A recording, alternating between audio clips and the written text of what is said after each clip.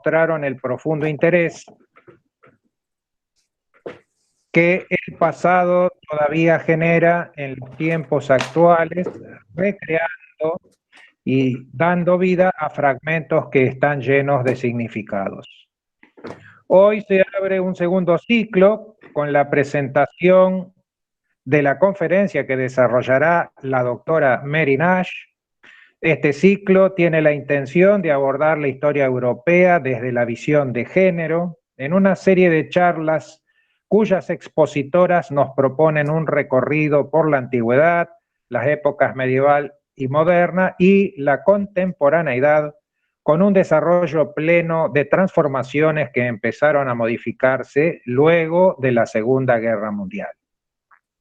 La historia con perspectiva de género no implica escribir la historia de las mujeres, sino traer a las mujeres a la historia, recuperar sus agencias y hacerlas visibles. No hacerlo es pensar y hacer una historia sesgada, incompleta y patriarcal. Inauguramos hoy con la conferencia Arquetipos turísticos y reconstrucción de las prácticas de género de en la Costa Brava en los años de 1960, que nos va a deleitar Mary Nash, pero antes quiero hacer su presentación. Mary Nash es catedrática emérita de la Universidad de Barcelona, doctora honoris causa por la Universidad de Granada en el 2010 y la Universidad Rovira i Virgili 2018. Es especialista en la historia de las mujeres y del género, fundadora y codirectora de Arenal, revista de historia de las mujeres. Fue directora del grupo de investigación Multiculturalismo y Género de la Universidad de Barcelona y presidenta fundadora de la AEIHM. Ha publicado sobre los feminismos y las mujeres en la Segunda Guerra Mundial y la Guerra Civil y en la transición democrática. Su investigación reciente incluye el significado de la intersección entre diversidad cultural y de género en el escenario del turismo de masas durante el franquismo. Entre otros libros, es autora de Rojas, Las mujeres republicanas en la Guerra Civil Española, 1999, reeditado en el 2018. Masculinidades, arquetipos y prácticas de género, 2014. Represión, resistencia, memoria, las mujeres bajo la dictadura franquista, año 2013. Entre artículos recientes se encuentran Turismo y la Costa Brava, discursos neocoloniales y de resistencia en la década de 1960 en Chamuló, editor de Colonialidad, perspectivas sobre sujetos y géneros en la historia contemporánea española. Postmetrópolis Editorial, Madrid 2017. Y Turismo, Género y Neocolonialismo, La Sueca y el Don Juan y la erosión de arquetipos culturales franquistas en los 60, en Historia Social, número 96 del año 2020. Es presidenta de la Comisión de Humanidades del CAR de la AQU. Le han otorgado la Cruz de San Jordi en el año 95 y las medallas de mérito al mérito Presidente Maciá en el 2004 y Narcís Monturiol en 2019. Recuerdo también que en los primeros años 90, Mary visitó la ciudad de Rosario y la Facultad de Humanidades en el marco de una invitación realizada por la Maestría de Género en la que participó dictando un seminario. Para finalizar la presentación, quiero mencionar que la producción académica y la bibliografía de Mary es reconocida en Argentina y América Latina, y algunos de sus artículos y libros se incorporan a las cátedras de Historia Europea Contemporánea y de las maestrías de género, lo que hace que el público argentino y rosarino en particular la conozca y disfrute de sus posiciones e interpretaciones como una historiadora que ha marcado tendencias y enfoques en los abordajes locales. No quiero dejar de agradecer la presencia del público y de quienes colaboran en la coordinación y operación de grabar la charla y del encargado de recolectar las preguntas que se harán al finalizar la exposición. El profesor Rodrigo López en los controles y el profesor Antonio Oliva en la lectura de las preguntas que aparecerán en el chat, que se la tenemos que transmitir directamente por chat, lamentablemente, en esta situación. Muchas gracias a los dos y ahora sí, Mary, le cedo la palabra, a quien también agradezco la predisposición y su gentileza. Así que ya le podemos ceder la palabra.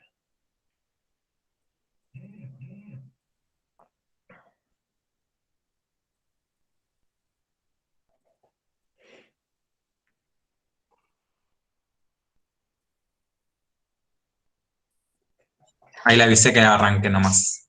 Perfecto. Hola, buenos días, aquí, buenas tardes. En fin, encantada de participar en estas conferencias de historia europea que estáis realizando y sobre todo mi agradecimiento a Jorge y al Centro de Estudios de Historia Europea el haberme invitado. Claro, la relación con Jorge, con Rosario, ya lo había comentado con él, no tengo idea de lo que ha dicho. O sea que tendremos que, en fin, imaginarlo, ¿no? En todo caso, pero me imagino que también él se ha hecho mención del recuerdo de mi estancia allá en Rosario hace muchísimos años, y yo tengo un gratísimo recuerdo de las conferencias, de los paseos por la ciudad, y no sé si lo he mencionado también, incluso de una entrevista con el Centro Irlandés. Yo soy irlandesa, aunque hace muchísimos años afincada en Barcelona, y supongo también se me nota con el acento catalán, ¿no? Al hablar. Bien, pues muy bien. Entonces, en este marco de historia europea contemporánea, yo quería hacer esta presentación en torno a la construcción de nuevos arquetipos de femeninidad, masculinidad, es decir, de género, en el marco del turismo de masas que surge en la década de los años 60 y a la vez también en el contexto del tardofranquismo, es decir, en el marco de una dictadura, de la dictadura de Franco. Y me voy a fijar sobre todo en un repertorio de representaciones de género, es decir, de arquetipos, de imágenes, lo que crea este imaginario colectivo en torno a figuras relacionadas con los contextos turísticos, ¿no? Esencialmente, a partir de la figura de la sueca, luego volveré a hablar evidentemente sobre ella, la turista del norte, esta figura icónica, exótica, erótica, y la reinvención del clásico Latin lover, el Latin lover misógino, el Don Juan. Asimismo, planteo este trabajo en una línea de investigación que llevo ya desde hace muchos años, es decir, desde la perspectiva de las representaciones culturales, en el sentido de que entiendo que las representaciones culturales son mecanismos culturales cruciales que funcionan, yo creo que con enorme eficacia, con el mantenimiento de un control social y de un control social de género, entre otras cosas. Chartier nos decía hace mucho tiempo, en otro contexto, que las representaciones sociales eran productoras de lo social, o Stuart Hall, desde la perspectiva de los estudios culturales, ha marcado mucho cómo las representaciones culturales son formas de poder, si pensamos en términos de Foucault representan esta capilaridad de poder, de poderes, ¿no? Mecanismos culturales de poder que son muchísimo más difíciles, indudablemente, de detectar que las leyes de un orden jurídico que marca de manera muy clara la discriminación, la desigualdad. Por eso me ha interesado, y también desde otra línea de investigación desde hace ya tiempo en torno a la construcción de la alteridad cultural, la diversidad cultural, la otredad, también me ha interesado porque entiendo que en parte, aunque este trabajo no va a centrarse tanto en ello, que representan un discurso orientalista que alteriza a los sujetos, en este caso a los sujetos turísticos, a los locales y a los turistas, las turistas que vienen de fuera, que vienen del norte. Y por último, en esta pequeña consideración más generalista, también quiero referirme a Marie-Louise Prat, que igualmente seguramente lo han trabajado ustedes, ¿no? En torno a cuestiones como el discurso, la importancia del discurso, las normativas discursivas y también las prácticas, porque de igual modo que nos dice Stuart Hall que los discursos tienen importancia también porque inciden en las prácticas sociales, lo mismo nos dice ella, y sobre todo ella nos plantea esta idea de zonas de contacto, de interacción entre personas que habitualmente no se encuentran juntos, y cómo en estas zonas de contacto, considero los espacios turísticos yo como zonas de contacto, los sujetos se reconstituyen a partir de esta relación entre sí, esta relación mutua. Por lo tanto, no considero las relaciones turísticas en términos binarias o en términos estáticas. Parte de la literatura incide mucho en quizás una victimización de los sujetos nativos, de los espacios y de las personas en zonas turísticas, desde la perspectiva de la imposición, ¿no? Y a mí me interesaba más una visión más dinámica de cómo inciden unos con otros, siguiendo a Prat, y cómo inciden esta relación en prácticas mutuas, que pueden ser temporales o pueden ser permanentes. Esto sí, obviamente sería un debate abierto. Por lo tanto, a partir del análisis de estas dos figuras, la sueca y el Don Juan turístico, quería plantear posibles interrelaciones y me ha interesado también hasta qué punto se puede argumentar que tenían un cierto efecto en la erosión del modelo de género y del modelo moral de la dictadura franquista.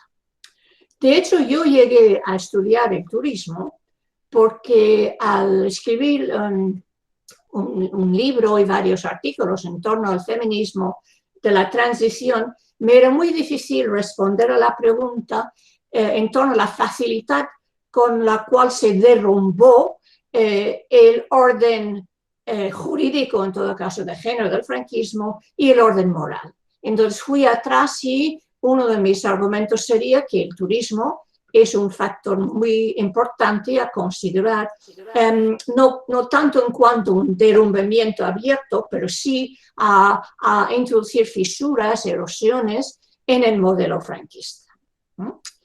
Cuando hablamos del turismo de los años 60, en el mapa europeo, en una historia europea de lo que están trabajando ustedes, en el arco mediterráneo hay que recordar la importancia de estos países, Grecia y España, entre otros, y la Costa Brava también, obviamente, cómo convertirse rápidamente en un destino turístico del turismo de masas de sol y playa. Es decir, los años 60 representan una enorme intensificación de la afluencia turística en el caso de España, el caso que estamos tratando esta tarde. Sasha Pack habla de una invasión pacífica y de hecho lo que hace es retomar un artículo que hizo el escritor Josep Pla, el escritor catalán, que publicó en Destino en el 1961 un artículo que se titulaba sobre la inversión turística en aquel momento y donde comentó que realmente el turismo, está hablando en el 61, que era el mayor hecho económico de la historia moderna de España. Y es cierto, en el sentido de que solamente un par de cifras, si bien en el 56 empiezan a llegar turistas a España, unos 2.700.000 personas, ya para 10 años más tarde, una década más tarde, es decir, en los años 60, llegaron a casi 14,5 millones de personas. Son cifras muy, muy considerables. Si quieres poner, de hecho, la segunda diapositiva, por favor, es solamente la portada precisamente de la revista Destino, donde se ve las masas en las playas de la Costa Brava en los años 60. Aquí, muy bien. Para daros una cierta idea, porque cuando hablamos de la masificación del turismo, a veces pensamos en términos muy actuales y nos es difícil concebir precisamente esta masificación, este turismo de masas en aquel momento. Por otro lado, también hay que recordar el porqué de esto en el marco de la historia europea. Sabemos bien cómo a partir de la Segunda Guerra Mundial se empieza paulatinamente a implementar un estado de bienestar social en Europa, en los países europeos, y particularmente en los países más avanzados, en el desarrollo de los derechos laborales se introducen las vacaciones pagadas. Esto es lo que va a permitir el desplazamiento incluso de la clase trabajadora del norte de Europa. Estamos hablando de Alemania, de Bélgica, de Francia, de Gran Bretaña, que sean donde proceden la mayoría de los turistas, que pueden permitirse estos viajes, y eso es lo que significará el fin del turismo de élite, que es lo que se había erigido hasta aquel momento, y este turismo de masas, un turismo popular de sol y playa. La atracción de la Costa Brava. Las guías turísticas en aquel momento, no voy a desarrollarlo mucho, son muy interesantes, porque a mi modo de ver lo que elaboran es un imaginario orientalista, incluso de lo que representa el paisaje de la Costa Brava. Es una visión que primitiviza la Costa Brava, es la bravura de la Costa Brava, su paisaje salvaje, incontrolada, que por lo tanto tiene un atractivo para los turistas que proceden del norte civilizado, del norte dominado, y que ya no entra en estos términos. Y en parte había encontrado cómo en las guías turísticas se habla casi en términos de domesticar por parte de los turistas este paisaje indomable. Y obviamente también lo que se hace en las guías turísticas es hablar no solamente de la naturaleza incontrolada, salvaje del paisaje, sino también del primitivismo de las personas que habitan. Es decir, modernidad frente a lo primitivo, lo exótico. Seguimos entonces en el interés del franquismo. Como saben bien, el franquismo, incluso alegando este discurso que Spain is different, España es diferente, incluso fomentó esta visión orientalista de España para hacer marketing de lo atractivo de España, backward, atrasado, primitivo, folclórico incluso, ¿no?, para los que venían del mundo urbano del norte. Y mi planteamiento es, a partir de los dos iconos, los dos arquetipos que he mencionado antes, la sueca y el Don Juan, ¿qué influencia tiene el turismo en torno al marco de las relaciones de poder de género establecidos bajo el franquismo? Un primer comentario sería solamente un recordatorio sobre lo que representa la dictadura franquista y el orden de género que establece. Yo mantengo que el nuevo Estado creado después de la Guerra Civil por parte de la dictadura es un Estado marcadamente patriarcal que vía el propio orden jurídico, las leyes, establece la desigualdad entre hombres y mujeres, pero también y sobre todo desde las normativas discursivas. En este sentido, creará, puedes pasar a la siguiente diapositiva, por favor, creará un orden jurídico que establecerá la figura del varón como figura dominante, supremacía legal sobre las mujeres quedarán como figuras tuteladas, subalternas y por ley. No voy a entrar en absoluto en esta temática, que ya lo conocen bien. A la vez también creará un nuevo arquetipo de mujer franquista, como lo tienen aquí en la imagen, la matrona, la perfecta casada, la madre prolífica. Se daba incluso premios a las familias numerosas, una que tienen aquí, de la época franquista.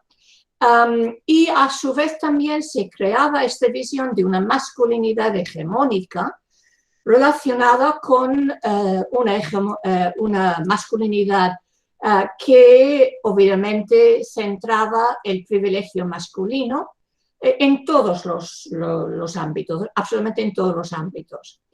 Pero no solamente esto, sino sanciona, a partir también del nacionalcatolicismo, obviamente, dos tipos de marcos de género: la perfecta casada, dedicada al hogar, con el control del marido y del hombre sobre el cuerpo de la mujer, una conducta sexual distinta para ambas. En este sentido, la mujer franquista será, sí, la madre prolífica, pero absolutamente asexual, pura, devota, modesta y paradigma de la docilidad sumisa. En cambio, en el caso de los varones privilegiados, se admitirá un doble código de moral sexual que admite las relaciones sexuales en los varones, incluso entre los casados, en todo caso, exigiendo una cierta discreción. Es en este contexto, en este panorama, que aparece la figura de la sueca. Entra en escena esta icona sexy, estilizada, en bikini, atractiva, erótica, seductora, y a la vez que quedará incluso por parte de la Iglesia satanizada como tentadora de los buenos chicos de España y, en nuestro caso, de la Costa Brava. Representa una clara amenaza al orden establecidos. Si quieres pasar, por favor, a la siguiente. Y también a la siguiente. Como se ve, yo he retomado discursos de la época que se refieren a la sueca como aria y satánica, ¿no? Es un mito muy popular. Es un mito que se fija en el imaginario masculino. Yo mantengo que este nuevo Don Juan, esta imagen de la sueca, es una construcción desde España que no tiene antecedentes. En este sentido, surge del imaginario masculino, y la sueca lo que representa es una figura con distintos atributos que se desmarcan totalmente de la figura del arquetipo de la perfecta casada, ángel del hogar franquista, modesta y recatada. Pero no solamente son atributos corporales, la corporalidad jugará un papel muy, muy importante, sino también lleva atributos de modernidad, de juventud, de blancura, es decir, atributos también raciales, y de autonomía propia. Y en este sentido, yo creo que aparece en estas zonas de contacto turísticos, en estos pueblos costeros, que veremos precisamente en estas imágenes que vamos a ver ahora, y donde aquí vemos valores estéticos, morales, nuevos, y a través de la figura femenina, una figura femenina desvelada en su cuerpo, jamás visto, y que atenta contra las normas franquistas, desde el vestimento, la conducta, la actuación y la sumisión franquista, ¿no?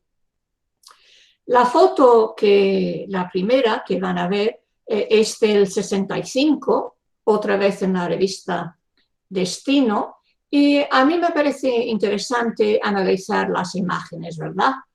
No sé si se ve de manera clara, es la figura de abajo.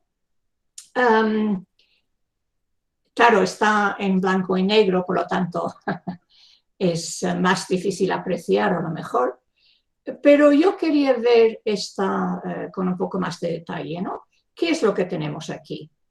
Tenemos en la figura central, no sé si se me ve así, ¿eh? ¿Se me ve cuando pongo el cursor encima? ¿Se ve el cursor? No, bueno, entonces no lo voy a hacer. La figura central es la figura de esta joven, altísima en comparación, que está en el centro de esta calle estrecha, que es el paradigma de la Costa Brava.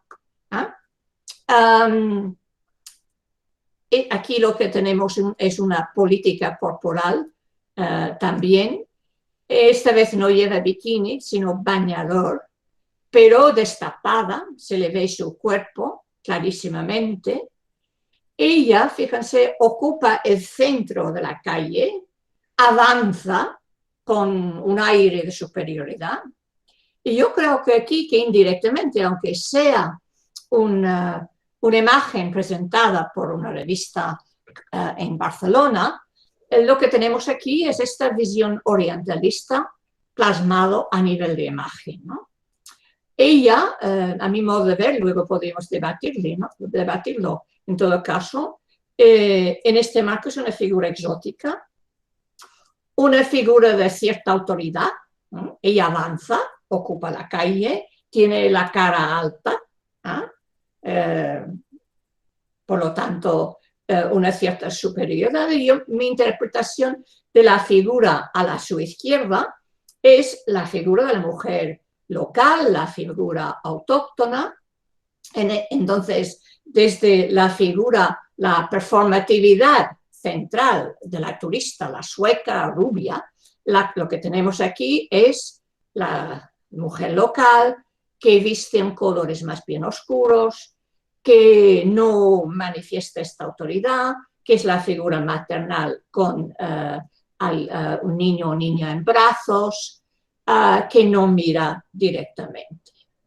En mi modo de ver es un contraste visual que, en fin, reitera esta visión binaria entre tradición y modernidad que representa la turista extranjera.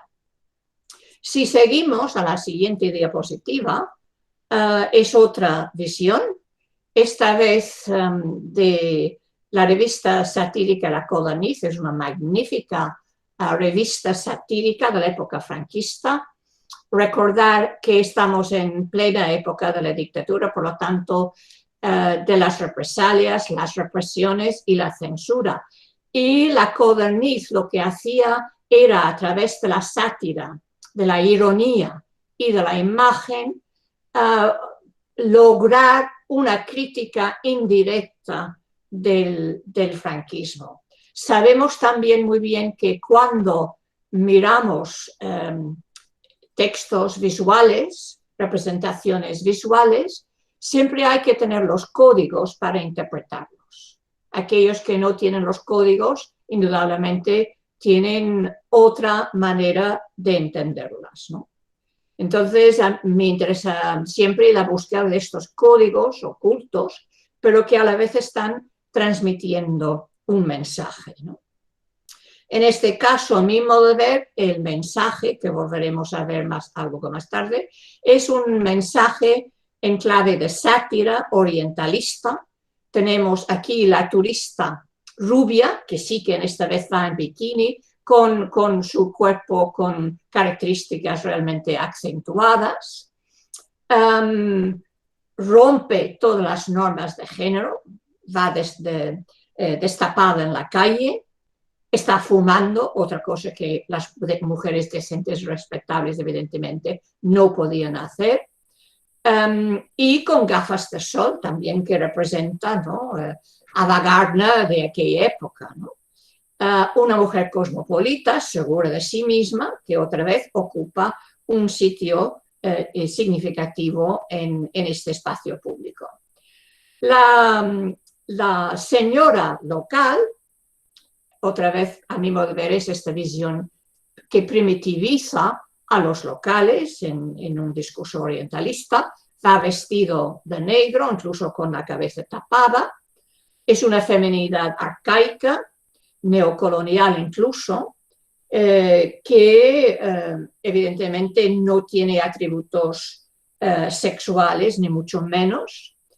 En todo caso, a mí me interesaba mucho, no sé si se lee bien, el escrito que está abajo, porque tampoco se trata de una visión que victimiza a esta mujer local, ni mucho menos.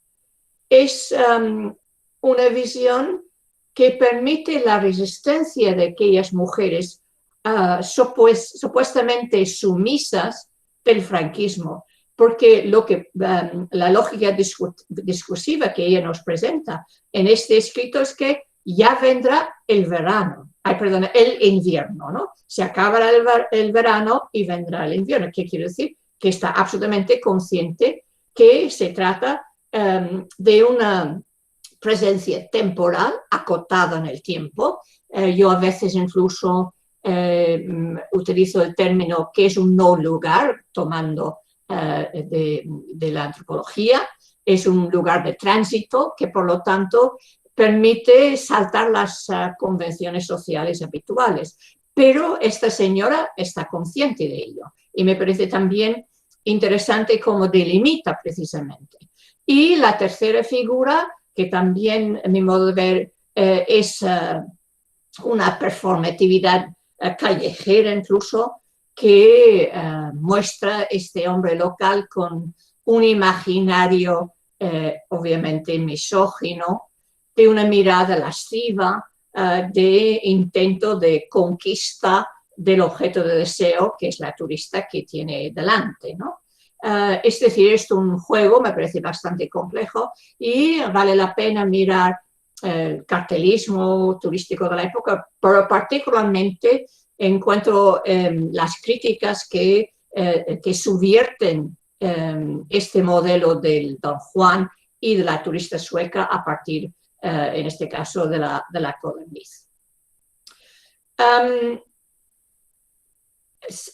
También hemos visto, si quieres seguir, por favor, con la diapositiva, he hablado de la sueca. Yo no sé, en el caso de Argentina, me gustaría contrastarlo, que me aporten aquí cuál es la figura, cómo se denomina la figura, la de la mujer que viene de fuera. En este caso es muy difícil captarlo porque, claro, en primer lugar, son escasísimas los suecos y las suecas que llegan.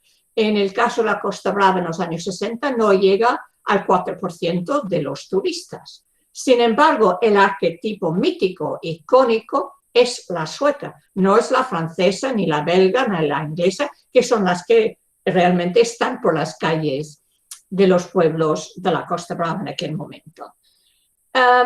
Claro, es la figura de la vikinga, es la figura que se relaciona con una Suecia lejana, fría, de nieve, En aquel momento no existía ni siquiera el acceso a las novelas detectives que nos ha aproximado absolutamente a esta visión de los países del norte. Y creo que es bastante interesante. Yo la única pista que he encontrado, que es esta del tebeo, el Capitán Trueno, que todos los chicos de la época lo devoraban, y allá la gran protagonista, la novia, sí era escandinava, ¿no? Es la típica vikinga, como se ven aquí, esto es de la época.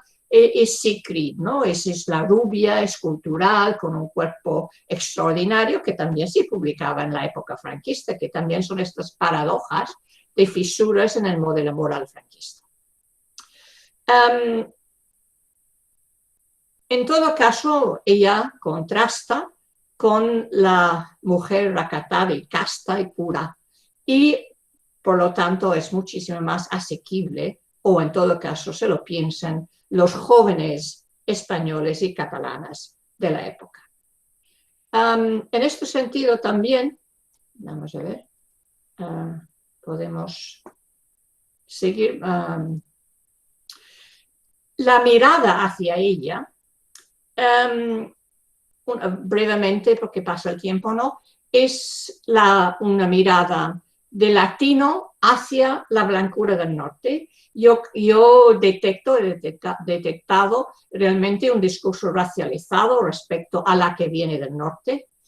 A su vez también hay una lectura en torno a la turista sueca desde España, en el sentido casi de una inversión de un discurso orientalista, porque se imagina como ser superior primero los turistas que proceden del norte y la figura de la propia sueca. Quiero decir con esto que se trata de discursos complejos que van en direcciones intercambiantes, norte-sur, sur-norte, ¿no? Y se la ha visto también la rubia, incluso con un cierto modo como una figura no solamente de la blancura racializada, y hay algunos textos incluso mucho más claros que se refieren a ella como una figura erótica, aria, o sea que de manera de un aria pura que contrasta con la cultura latina, ¿no? del país. La reacción, hay una reacción obviamente no del régimen franquista en absoluto, porque el régimen franquista, de manera paradójica, tiene que bajar la guardia respecto a las convenciones morales y su protección, porque necesita la presencia del turismo y de las y los turistas. Por lo tanto, hace la vista gorda en parte, pero la Iglesia inicialmente no. Entonces hay discursos, sermones, diatribas, pastorales que la demonizan, hablan de la depravación sexual. Básicamente podemos decir que entienden que la turista, la sueca, ha venido para seducir a los jóvenes españoles. En el caso del Don Juan, hay una larguísima tradición desde la literatura, incluso luego con Don Giovanni, desde la ópera, etcétera, ¿no? Y de la figura de Don Juan Tenorio, ¿no? Es decir, y se insiere en una tradición española a diferencia de la sueca. Aquí lo tienen, ¿no? Pero el Don Juan turístico es una reinvención, claro. Es seductor, hipersexual y también conquistador, como el Don Juan clásico. Pero también evoca una masculinidad más bien primitiva, no sofisticada, como el Don Juan Tenorio. En parte es la figura hipersexual de una hipermasculinidad, pero también primitivo, retrógrado, el macho ibérico, que encarna pues determinados atributos. Me interesa también esta lectura que se hace por parte de la literatura española, del cine español. No sé si conocen las películas del landismo, de Alfredo Landa. que naturaliza a la masculinidad de aquel momento. Es decir, a mi modo de ver, el Don Juan es una figura de la masculinidad, una nueva, vieja masculinidad que encaja muy bien en este momento y como figura en el marco del turismo. Es una figura que enlaza con el pasado, pero también con el presente, y es una figura arcaica, pero que asume en la literatura de manera burlesca en parte, pero también se convierte en el imaginario de muchos jóvenes de la época como algo que les identifica. Es decir, hay un proceso de identificación parcial con este libertino, Don Juan, capaz de seducir a las turistas y de conquistar a las jóvenes guapas que vengan de afuera. A mí me ha interesado, por ejemplo, una cita de Vázquez Montalbán, que a lo mejor ya lo conoce mucho mejor por sus novelas de detective, ¿verdad? Pues tiene un libro magnífico, es Crónica Sentimental de España, situado en los años 60, y él decía que cualquier hombre es capaz de conquistar a cualquier sueca cuando salga a safari a por mujeres displecentes de verano. Es decir, esta idea que cualquier español, y el debate podría ser también si cualquier catalán, no entraré en ello, pero es decir, se crea una versión de una masculinidad hegemónica que legitima a los varones como depredadores sexuales, conquistadores y por naturaleza, es decir, la naturalización con la idea de una sexualidad desbordante que no se puede controlar en el caso de los jóvenes. Y por lo tanto, se legitima la caza de los turistas como algo natural, digo entre comillas, como aceptable, obviamente, y parte de la experiencia, aquí yo planteo de manera muy clara, de experiencia real, pero muchísimas más veces yo creo que imaginada, de conquista, de ligue o quizás incluso de relación sexual en aquella época, ¿no? Esta figura puede seguir, por favor, con la diapositiva. Aquí lo tenemos aquí, bailando con la rubia, ¿verdad? Moreno, bueno, guapo, no se le ve muy bien la cara, pero en este caso sí, es una imagen de la época en una discoteca, típico sitio como los bares, las playas de encuentro, ¿no? Y se entiende que es latino, piel tostada, en algunos escritos hablan de un cierto desarrollo muscular, un ligón puro, que si toca la guitarra o si tiene rudimentos de cante hondo, aún es más seductor respecto a las turistas. Es una figura folclorizada y además una figura más bien que se remite al folclore y a la cultura andaluza. Sin embargo, se transmite claramente muchísimo más allá de Andalucía. A la Costa Brava encontramos la misma figura en el caso de Baleares. En Baleares se le da un nombre propio, cosa que no se hace en la Costa Brava, se le llama el picador, que pica, que se relaciona con las turistas. Es decir, le encontramos en todas las zonas de turismo de aquel momento. Y aquí también sería otro motivo de debate, cómo se generaliza, se populariza esta imagen. Pero claro, este burlador es el burlador también burlado. Y lo que a mí me ha interesado también, cómo, puedes ir bajando por favor, si bien en ciertos sectores puede tener su interés, esto es la cita anterior que he dicho, puedes bajar uno más por favor, hay también toda una literatura que realiza pues una crítica satírica, irónica de su figura. Y aquí he presentado uno de ellos. Es un lenguaje que nos enseña frente a esta figura atractivo, hipersexual, seductor, lo que pueden ser las figuras de jóvenes, y no tan jóvenes como se ve aquí, reales, que intentaban ligar a las turistas, ¿no? Un tipo tímido que en absoluto agraciado, ¿no? En su cuerpo, que además mucho más visible porque lleva un diccionario español-sueco, es decir, necesita el lenguaje para poder comunicarse con ellas. Y me ha interesado también, incluso en lenguaje, hay un espacio enorme entre uno y otro. En absoluto llega al contacto entre uno y otro. Entonces está el mito, está el imaginario y está también lo que podrían ser aproximaciones a realidades absolutamente distintas, ¿no? En este sentido.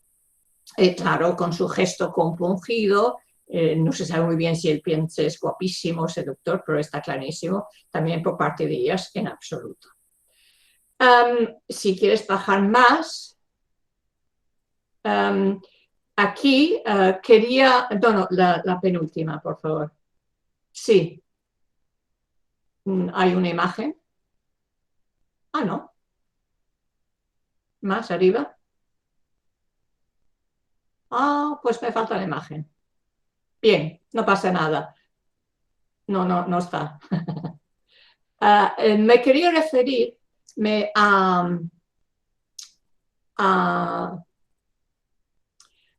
una película, La piel quemada, que es una maravilla como película, os recomiendo si no lo han visto. Porque a mi modo de ver es un modo que nos facilita entender cómo se produce esta interpelación de las jerarquías culturales y de las jerarquías sociales entre la sueca y el Don Juan.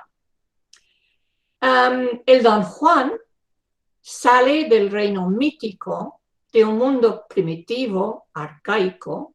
En cambio, la sueca surge de los nuevos tiempos modernos de los años 60 y del norte.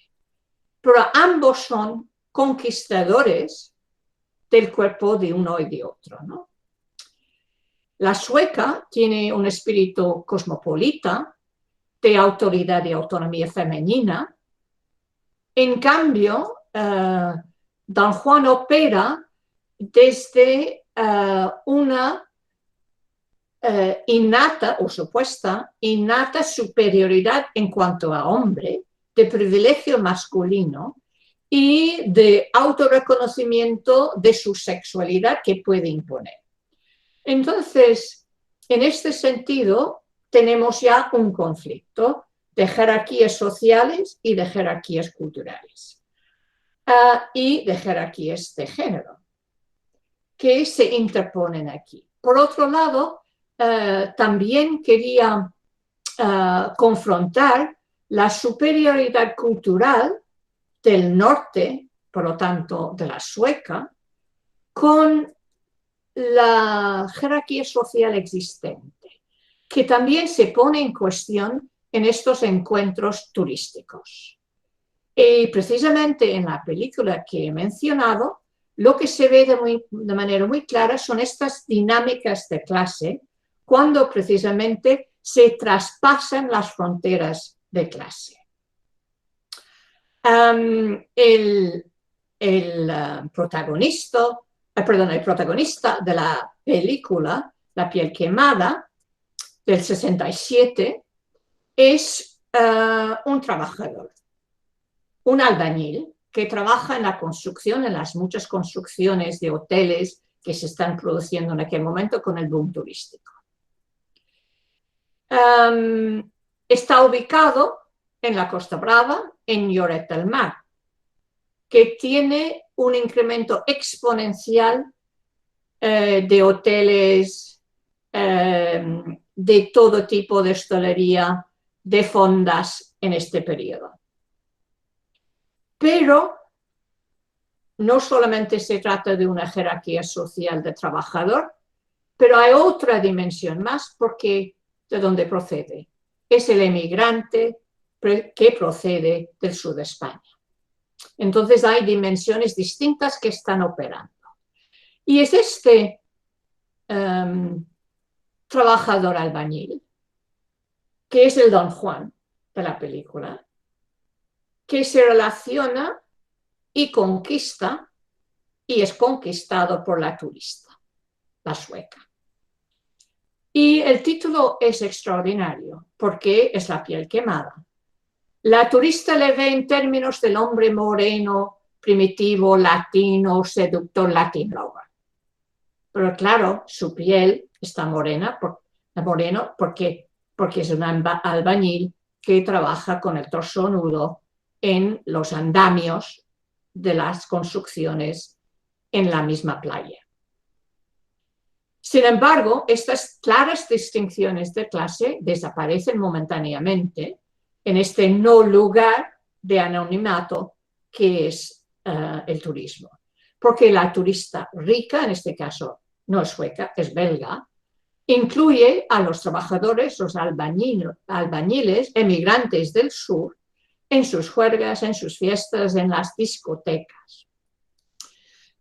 Por lo tanto, las fronteras se diluyen. Pero a la vez también quería volver a la idea de la erosión de determinados presupuestos de género del franquismo, de superioridad masculina, de inferioridad desigual de las mujeres.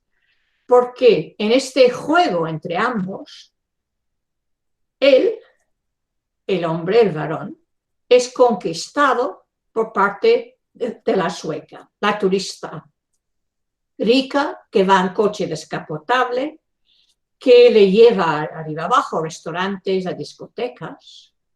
Y si bien él piensa que ejerce una masculinidad hegemonónica de conquista, de superioridad, ella es quien le conquista. Ella marca la pauta. Y a la vez, por lo tanto, él se convierte en sujeto subalterno. Entonces, es este juego de contrastes que me interesa desde la perspectiva, retomando a Prato y a otros muchos autores y autoras, que en parte lo que tenemos es la creación de nuevas subjetividades en aquel momento y de renegociación de la feminidad y la masculinidad. Y voy a terminar ahora porque sé que el tiempo ya apura, pero la pregunta sería entonces, ¿cómo influyen las mujeres locales? Entonces, mi argumento es que llegan desde otra perspectiva, pero su proximidad con estas turistas mujeres, guapas o no guapas, es igual, pero con una estética ligera, cosmopolita, de colorines incluso, que muestran también una autonomía en su relación con los chicos, con los seductores, les marcan ellas. Entonces, esta mujer recatada, sumisa, absolutamente marginada del modelo franquista, estas jóvenes, en todo caso, esta joven generación toma nota. Y finalmente quería poner como quizás ejemplo esta magnífica viñeta de caricatura. Yo no sé si lo ven bien. Para mí, en parte, estamos hablando de ganar la batalla de la estética y del vestuario. Y el cambio, si se acuerdan de una de las primeras imágenes, la señora vestida negro con el vestido hacia abajo. Claro, en poquísimo tiempo, las españolas y las catalanas conquistan el bikini. Ya no hacen caso de las diatribas de la iglesia que tienen que ir acatadas y modestas y llevar bañadores decentes, sino adoptan el bikini. Y esto se ve perfectamente porque inicialmente la propia regulación represiva franquista ponía multas, y tengo testimonios de mujeres que llevaban bikini en aquel momento y se les ponían multas por llevarlos. Y aquí no sé si ven justo detrás de todo los dos miembros de la Guardia Civil con el tricornio que están yendo por la playa y obviamente están absolutamente desbordados, ni caso. Las chicas llevan bikini, todo el mundo está en la playa. Entonces este riguroso, rígido, moral de sociabilidad franquista se ha desmoronado. Y esto sería parte, en todo caso, de de lo que quería plantear hoy con ustedes. Gracias. Bueno, muy buena la conferencia. La verdad que es una pena que no pueda escuchar Mary. Las preguntas ¿Me han serían mucho escuchado más. bien? Sí. Vale. Pero bueno, me parece que toda la problemática que estuvo abordando es más que interesante. Sobre todo tiene que ver con los años 60, algo que, bueno, en historia europea contemporánea nunca llegamos a España en los años 60 y sobre todo con lo que se refiere al turismo social, que es toda una problemática más que interesante. Nosotros sí hemos planteado, lo solemos plantear, la problemática del turismo social en el caso del nacionalsocialismo, que inaugura ya durante los años 30 con una copia de lo que fue el modelo fascista. Particularmente en función de lo que planteó Mary, es interesante el tema del Don Juan, lo he visto en alguna de las fuentes porque abordé alguna de estas cuestiones, nada más que para los años 40 y 50, es decir, en el franquismo más duro, no en este que es más, digamos, liberal, si se puede decir liberal en ese sentido. Justamente hay toda una crítica por parte de los intelectuales del franquismo hacia la figura del Don Juan, como algo que no debe ser parte de la juventud, como que es que le resta vigor y fuerza para la producción y malgasta esa energía en una energía sexual que por ahí no es conveniente para el mundo hispánico de la época.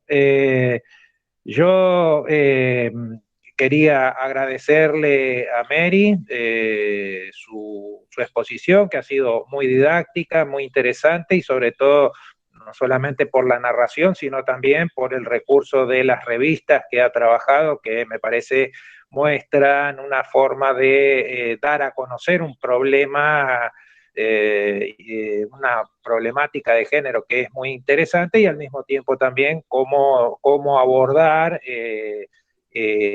precisamente las transformaciones que en el marco del franquismo, del tardofranquismo, comienzan a bloquear o a tratar de romper ese bloqueo que el franquismo tenía respecto a las cuestiones de moralidad dentro de la sociedad española y en particular el papel subalterno de las mujeres. De mi parte, bueno, agradecerle al público también haber participado y en todo caso, Antonio, si hay alguna pregunta como para direccionarla a Mary. De última, si alguien quiere agarrar el micrófono y hablar, comentarlo, seguramente después le mandaremos el link a Mary para que escuche las preguntas al respecto, ¿no? Pero cedo la palabra. Sí, yo ahora quería hacer una pregunta que se la voy a pasar por el chat a Mary. Ya se la estoy pasando.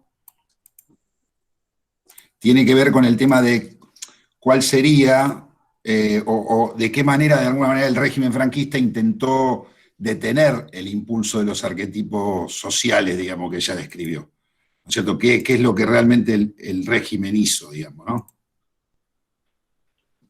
No sé si se puede ver ahí, Mary. Bueno, ella lo verá.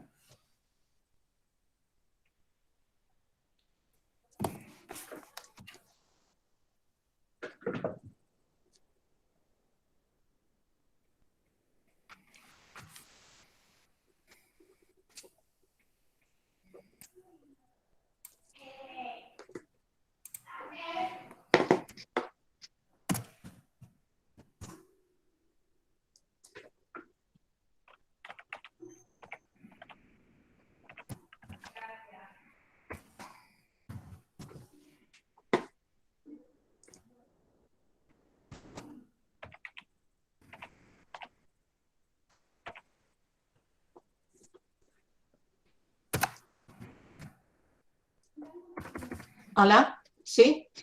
¿Me oís? ¿Vale? Sí, sí. Sí, Gracias por los comentarios. Sí, es una pena que no he podido escuchar a Jorge y a las intervenciones, ¿no? Es una pena. A ver si luego me explicáis, ¿vale? Un poco. Muy bien. Sí, porque me interesaba un contraste de opiniones y a ver si estáis trabajando temas de turismo o arquetipos también en diferentes marcos, ¿no? De arquetipos de género allá. Pero bueno, tendrá que esperar otro momento, que es un poco más complicado por el chat, ¿verdad?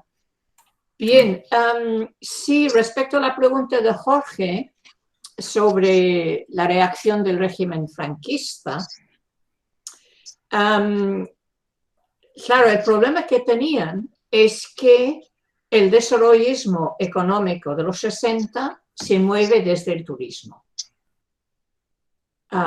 Y esto es lo que va a salvar el franquismo, la dictadura franquista, por el desarrollo económico. No voy a entrar mucho en el tema, pero también se mantiene que precisamente el desarrollo económico vía el turismo a la vez se emplea por parte del régimen para lavar su imagen o para vender a los españoles el espejismo de cierta libertad. Se mantiene mano dura, política, represalias, cárcel, etc. Pero el turismo, como habéis visto en la imagen de la playa, da la sensación o amortigua un poco las represalias o la resistencia, o puede intentar amortiguar la resistencia, utilizar un poco la resistencia política. Por lo tanto, el régimen franquista necesita el turismo y si bien inicialmente había un cierto conflicto, tenía que aceptar este cambio de conducta, cambio de estética, cambio de vestimenta. Los turistas iban por la playa en shorts y en sandalias de plástico, ¿verdad? En chanclas. Y había algunos comentarios incluso sobre su falta de estética. Pero el régimen se dedica muy poco a ello. Es la Iglesia Católica, el nacional catolicismo, que no lo soporta y hay un cierto conflicto en aquel momento, el interior del propio régimen franquista. Y inicialmente la Iglesia se moviliza a partir de pastorales en las iglesias, curas locales, particularmente en los pueblos costeros, hay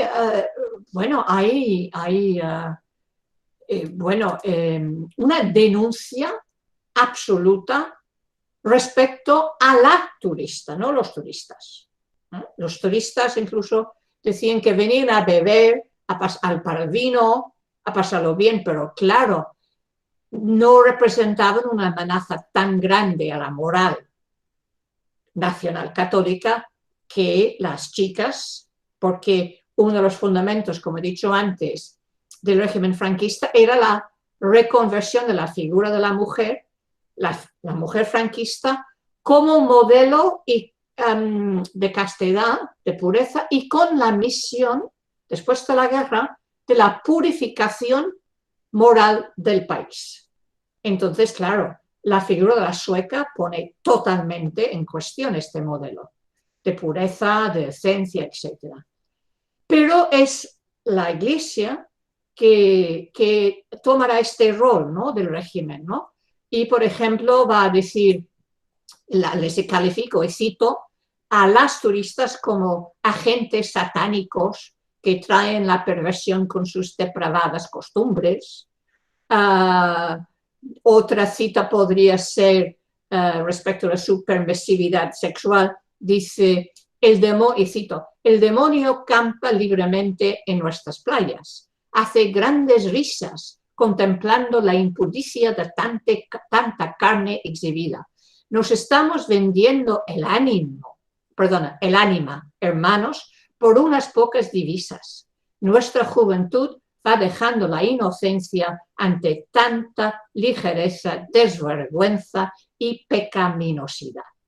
Entonces es interesante, claro, el demonio se está, bueno, en las playas, la impudicia de la carne, pero el problema está que frente a las divisas se está vendiendo la inocencia y la pureza y el ánima del cristianismo, ¿no? Y esto es el dilema, ¿no? Divisas que quiere el régimen franquista, que les necesita, y la Iglesia que quiere mantenerlo. Y la Iglesia pierde esta batalla, al menos en las zonas costeras. ¿Ah? Porque, claro, con la proximidad y además durante varios meses del verano se ve cómo actúa la gente, no solamente la manera de vestirse, de interactuar entre hombres y mujeres, en fin, esto pone en cuestión. Obviamente las personas mayores y particularmente las señoras también los hombres lo pueden poner en cuestión, ¿no? Pero en general es difícil. También hay una cierta resistencia por parte de los pueblos. Mi último trabajo que se va a publicar ahora es sobre la figura de Aurora Bertrana, la escritora más conocida por sus libros como viajera a la Polinesia y a Marruecos en los años 30, pero escribe un libro sobre un pueblo de la Costa Brava, La Scala, y aquí hay un Don Juan que se enamora locamente de la turista y está muy mal vista. ¿Por qué? Porque pone en cuestión otro modelo franquista, que es el modelo del breadwinner, el productor, el trabajador que gana el pan para la economía familiar. Entonces los Don Juanes necesitan tiempo para ir por las playas, por las discotecas. Entonces hay una cierta subversión aquí, pero mucho, mucho menor. Entonces es esta la situación. Yo creo que el régimen no le conviene, por lo tanto no alza tanto la voz, y particularmente Fraga Iribarne, que hay que modernizar el país, y en esta modernización viene con límites, obviamente, esta apertura.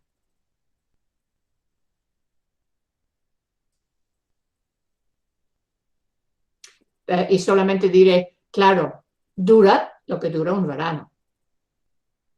Y habitualmente los viajes que hacen los turistas de sol y playa suelen ser de una semana, 2 semanas, nada más. Entonces, claro, está muy acotado. Por lo tanto, se lo puede permitir. Todo vuelve a la normalidad en el invierno, como decía la señora de la viñeta.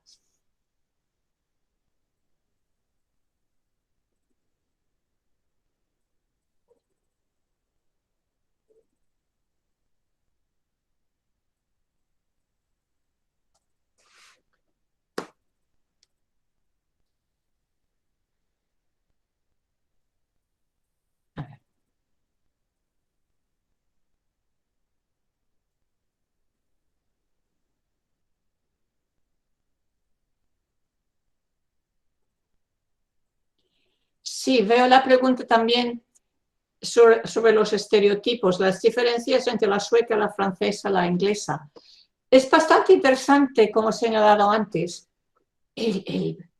la imagen, el imaginario poderosísimo de la sueca. Lo que pasa es que se homogeneiza a las turistas de diferentes países, que además muchísimas numerosas, a partir del arquetipo de la sueca. Todas las referencias son a la sueca y la gente entiende perfectamente a qué se refieren. Alicia, ¿no? Y a ti te veo. Y quedan anuladas estas diferencias. Y sin embargo, cuando entramos en detalles más concretos, como la película que he señalado antes, o como, por ejemplo, la novela que también acabo de mencionar, de Bertrana, en un caso se trata de una turista belga y en otro de la inglesa, no son suecas. Es que eran tan pocas que era prácticamente imposible. Lo que pasa es este atractivo de, no sé, este norte glaciar, este vikinga, de alguna manera, y además en mis trabajos he podido hacer muchas entrevistas, ¿no? O me hubiese gustado hacer más a las propias suecas, Pero, por ejemplo, algunas francesas y inglesas también, que vinieron en aquel momento a España y precisamente a la Costa Brava, pero no se les consideraban como suecas. Y ellas, ¿cómo lo explican? Porque no tenían los atributos necesarios. Una me explicó que llevaba gafas, que no era alta, que tampoco tan guapa y agraciada, y en los códigos existentes y tampoco le interesaba el tema, vaya. Ella venía a estudiar. Y entonces, claro, habían estos registros, estos códigos que se sabía muy bien quién entraba en este juego, quién no.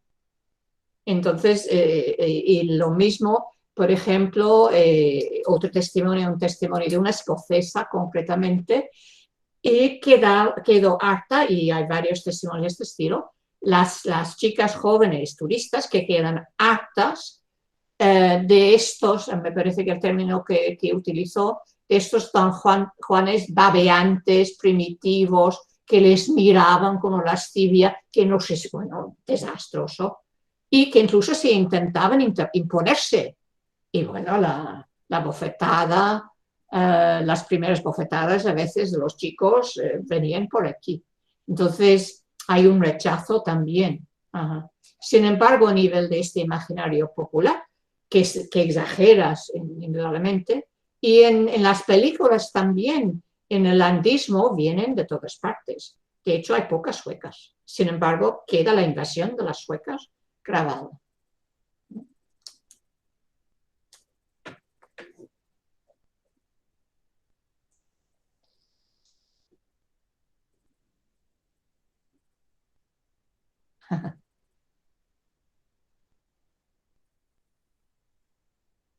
Sí, a Maricruz, sí, indudablemente, ¿no? Claro, la dificultad que tenían las jóvenes locales, ¿no? Las autóctonas, era muy difícil, y esto es parte del juego interesante, ¿no? Los testimonios, sobre todo de chicas jóvenes que trabajaban en hostelería, ¿no? Porque sabían perfectamente lo que pasaba. Y quizás yo creo que se convirtieron en más exigentes respecto a sus novios, menos tolerantes, o más exigentes respecto, no tanto a una relación más casta, sino, en fin, pero desde el reconocimiento y el respeto. Esto fue también el gran descubrimiento de muchos de los chicos, ¿no? Que a pesar de tener relaciones, las turistas se autorrespetaban y exigían respeto. Es decir, la honra no se definía a partir del control del cuerpo de la novia o de la mujer, ¿no? Y sí, era muy, muy complicado, porque el desliz de cualquier chica que admitía relaciones un poco más allá, no me estoy refiriendo a relaciones sexuales completas, ni mucho menos. Esto vendría más tarde, ¿no? En los 70. Pero claro, podía quedar marcada, estigmatizada y abandonada por parte del novio, porque para casarse se exigía la novia pura, casta y, en fin, el arquetipo típico, ¿no? Y yo creo que más bien era la otra generación, las hijas de estas mujeres, que serían las que entrarían en el marco del feminismo, de los feminismos y de la apertura y de la mayor libertad en los años 70. Creo que va más bien por aquí. La sociedad, claro, en aquel momento aún es una dictadura primero, y en segundo lugar las convenciones sociales están muy, muy, muy marcadas. De hecho, en esta novela que he apuntado antes, el chico que se va a Londres siguiendo desesperadamente a su amor y su pasión, claro, la chica obviamente le descarta y se reintegra, vuelve y se reintegra en la sociedad tradicional. Como Don Juan sí, pero un Don Juan que no se enamora, que no se apasiona y que tiene un ligue eventual y temporal. Y así está readmitido. Es una clausura interesante de una novela del 67-68, ¿no? Entonces, sí, fuimos aprendiendo a desarrollar la doble moral, no sé, los chicos lo tenían muy claro. Algunos, yo creo que en este marco, yo creo que ahí tengo un testimonio muy divertido de un eminente historiador, no voy a dar el nombre, que me confesó finalmente de que la primera vez que vio una chica en bikini, dijo, claro, el jovencito, años 60, ¿no? Me lo explicó, obviamente, no hace tanto, y me dijo, sí, esto es la democracia. Es decir, esta asociación del bikini, libertad y democracia, claro, pero aún con una misoginia total. O sea, no hay un replanteamiento de las relaciones, de la misoginia, de las relaciones de poder de género. Esto va a costar muchísimo más, como sabemos.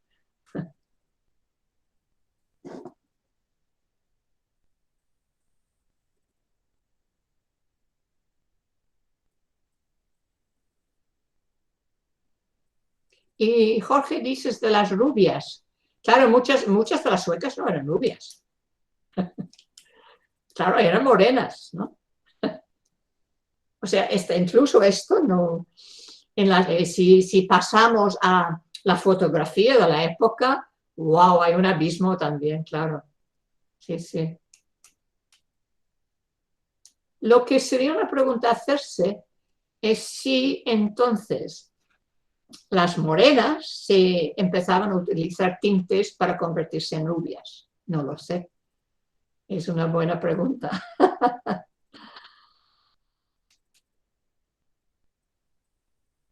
Pero las inglesas, algunas sí, se marca este estereotipo, pero muchas de ellas en absoluto son rubias, ni de una blancura así, ni mucho menos. Pero sí, cosmopolitas, en fin, con soltura, ¿no? Digamos, ¿no? Por la calle y en sus modales.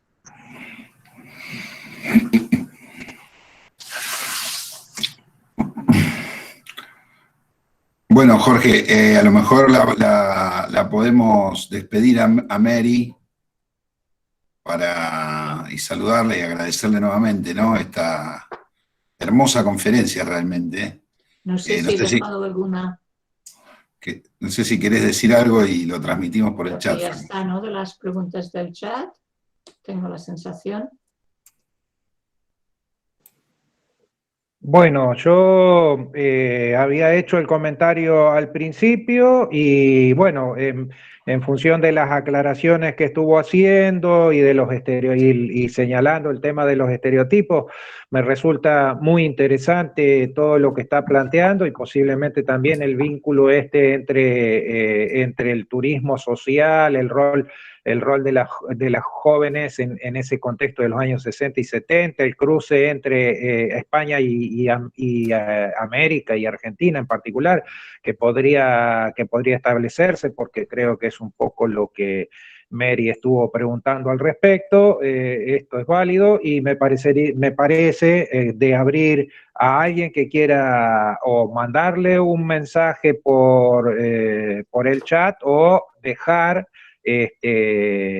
un mensaje de voz como para que después cuando le pasemos el link ella pueda escuchar lo que cómo impactó en nosotros es esta conferencia que realmente ha sido muy interesante. Así que si alguien tiene ganas de comunicarse oralmente o por escrito, que lo haga, y si no, le mandamos una felicitación y un saludo enorme a Mary por el tiempo y precisamente también por la predisposición para explicar un tema que efectivamente es más cercano a Sí. nosotros temporalmente, ¿no es cierto?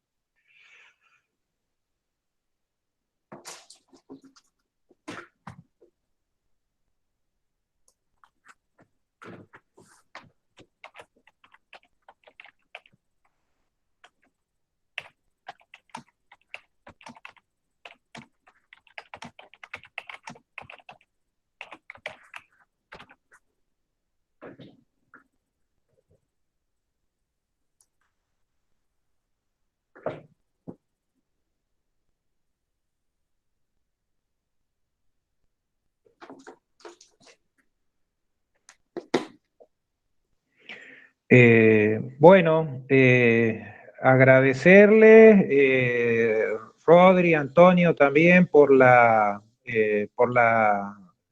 colaboración, Ali por la intervención, también de las preguntas, al resto del público por haber hecho posible esta conferencia, y la verdad que este es el inicio. Nos quedan en junio un par de charlas, de conferencias más de especialistas de la historia medieval y moderna, y una de la antigüedad, que estaremos informando próximamente también, ¿no? Pero bueno, agradecer, le voy a mandar después un mensaje por chat a Mary, agradeciéndole este aporte y el vínculo que nos propone.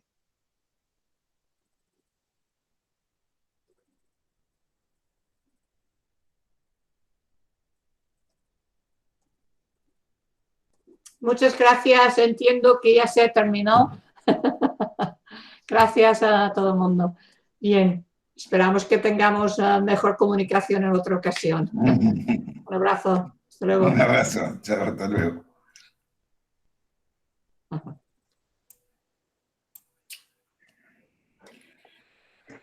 Bueno, Rodri.